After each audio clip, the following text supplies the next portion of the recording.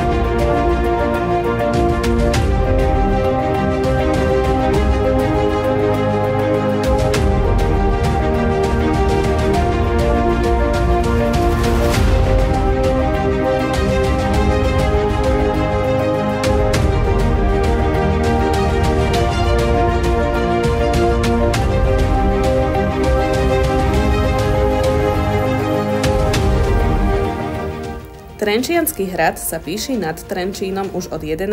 storočia. V rámci projektu bola zrealizovaná rekonštrukcia južného opevnenia Trenčianskeho hradu. Na južnom opevnení nájdete aj trebuchet, stredovekú drevenú zbraň katapultového typu, ktorý vznikol v rámci tohto projektu s rovnomenným názvom.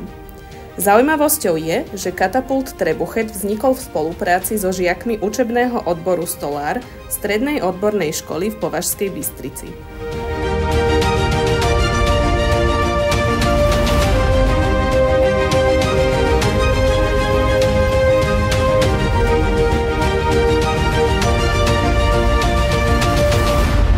Okrem južného opevnenia Trenčianskeho hradu bol v rámci projektu zveľadený čerešňový sad, v ktorom vznikol nový chodník a pribudol nový rekreačný mobiliár.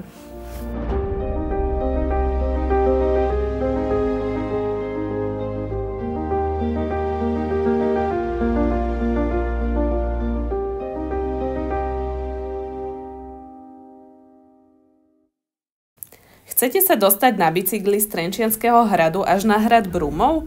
Popri rieke Váh sa cestou dostanete až po Skalku nad Váhom, kde cyklotrasa prechádza popod kláštor Veľká Skalka, ktorý je známym pútnickým miestom.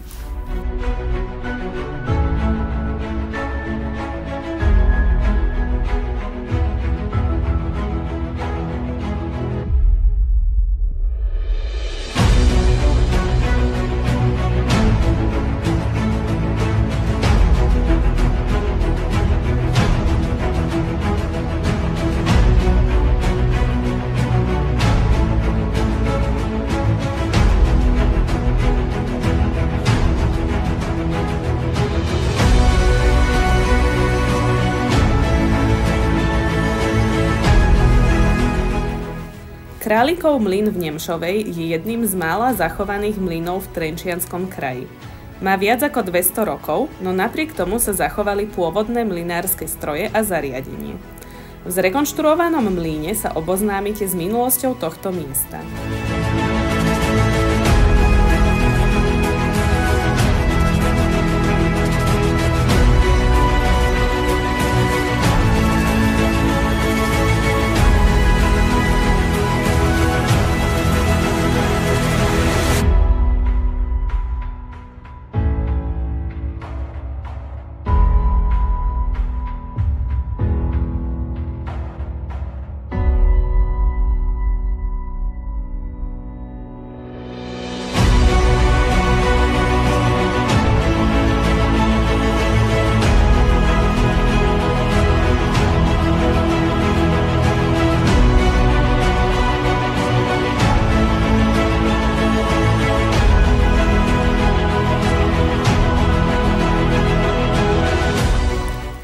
Vďaka projektu sa v lesoparku Lachovec v Púchove podarilo kompletne zrekonštruovať amfiteáter Ilonka. Celá nová nadstavba je obložená drevenou konštrukciou, čo pôsobí veľmi pekne v spojení s okolitou prírodou.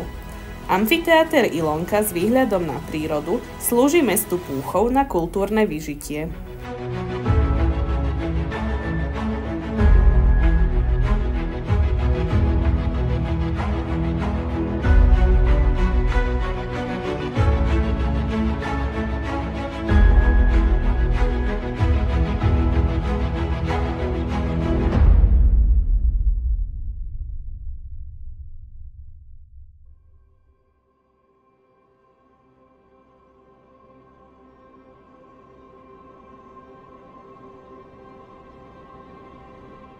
Aby do lesoparku Lachovec zavítali aj mladší návštevníci, v rámci projektu vznikla aj lesná učebňa, kde si môžu deti nielen posedieť, ale sa aj niečo dozvedieť.